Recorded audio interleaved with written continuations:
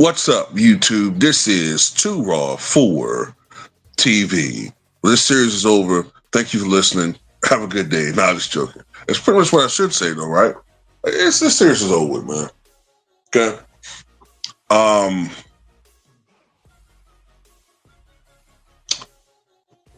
So look, yesterday was game two of the 2025 Eastern Conference Finals between the uh, New York Knicks and the Indiana Pacers.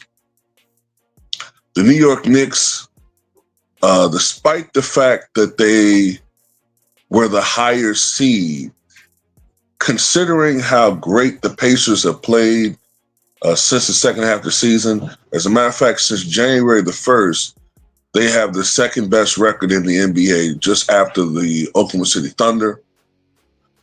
So honestly, if you had to kind of gauge it, this was a winnable series by the Knicks, but you might recall that I had the Knicks losing this series in 6. Now that they're down 2-0, I'm kind of leaning toward going Pacers in 5 now. Now, the Knicks could easily win the next 2 games and get right back into the series. But the problem is, the Pacers have won 6 consecutive road games, right? And they're a very good home team. The Knicks, on the other hand, during these playoffs, have not been a great home team. If I remember correctly, they've dropped games at home against Detroit. They dropped games at home against Boston. So, the chances are, as great as the Pacers are playing, that the Knicks are going to at least drop one of these games. It's just, I'm just looking at the odds. Now, whatever. But anyway, let's get to this game. So, Pascal Siakam carried the day for the Indiana Pacers. There were stretches during the first half where the Pacers were looking offensively inept. Usually the Pacers are a team that's capable of scoring 60, 70, even approaching 80 points in the halves. That wasn't the case.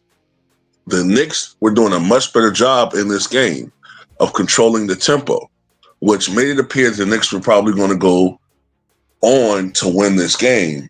If it really wasn't for the efforts of Pascal Siakam, he had a playoff career high, like 21 points in the first half. He finished with 39 points, which I believe is a playoff career high for him, but I'm not certain of that. 39 points go along with 5 rebounds, 3 assists, and I believe 1 steal. He was 15 of 23 from the floor, including 3 of 6 from 3-point range. Aaron Nesmith had 12 points, 7 rebounds, 1 assist, 1 steal, 1 block, 2 of 3 from downtown. Miles Turner, 16 points.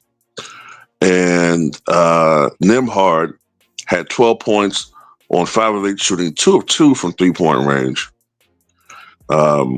TJ McConnell chipped in with 10 points and 4 assists. And Tyrese Halliburton, 14 points, 8 rebounds, 11 assists, only 5 of 16 from the floor. But enough of the others contributed to offset Halliburton's misfiring. And although the Pacers had some troubles offensively in the first half of this game, they went on a very important run. I believe it was the beginning of the fourth quarter, because the game was tied at 81-all, I think, going into the fourth quarter. And I think the Pacers went on, I think it was a 13-3 or 13-4 run. And that was pretty much the game, because after that, whenever the Knicks were trying to get back into the game, the Pacers would match that little mini run with a mini run of their own, pushing the lead right back to about, 11, 12, 13 points. And they were ultimately able to hang on to the 5-point victory.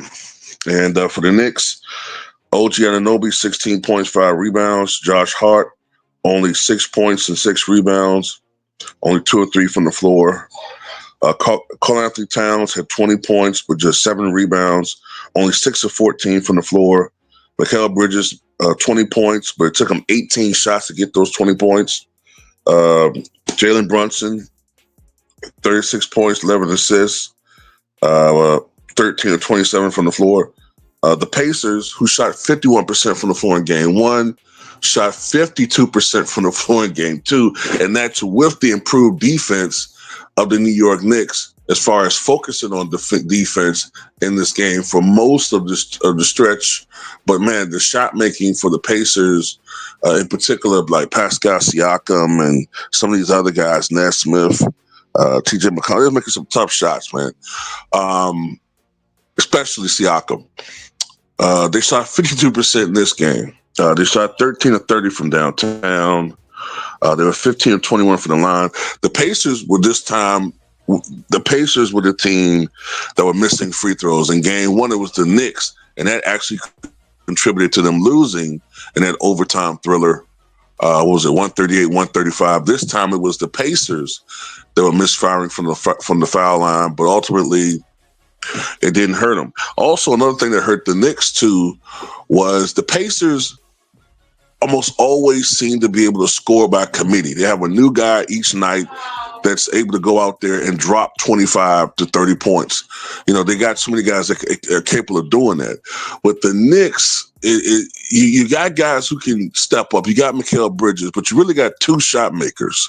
You got 2 shot makers on that team. Jalen Brunson, obviously, and Karl Anthony Towns.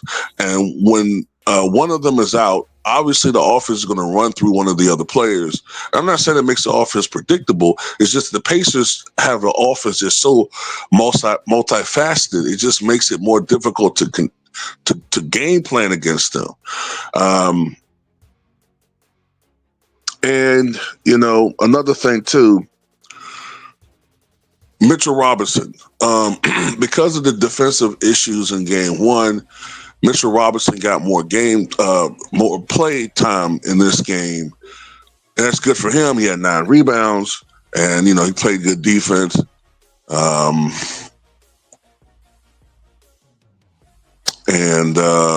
You know whatnot, but obviously he takes away a little bit from the production, especially offensively, of Karl Anthony Towns. So you got to pick your poison there.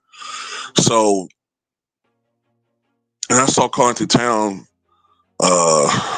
make some mistakes defensively. You know, not closing out on his defensive assignments enough, getting blown by. I even saw Mitchell Robinson, who's noted as a good defender, let offensive players blow by him a couple times. So, man, so this was a devastating loss for the New York Knicks.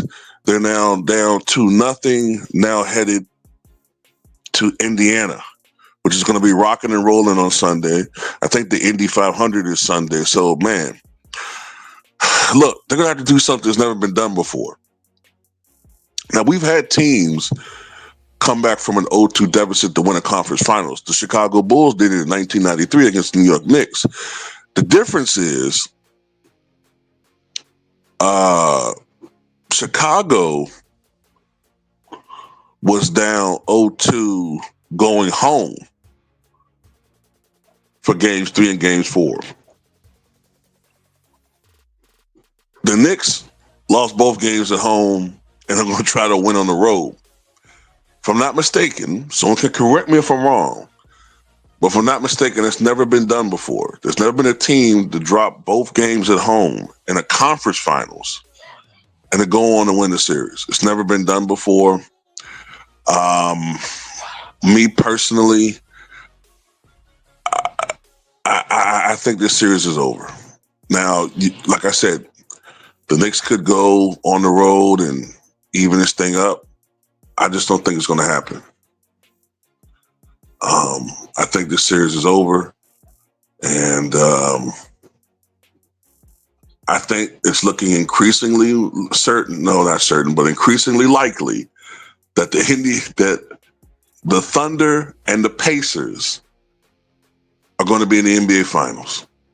The YENs have officially taken over the NBA. But anyway, that's all I got to say about it. Tell me what you guys think.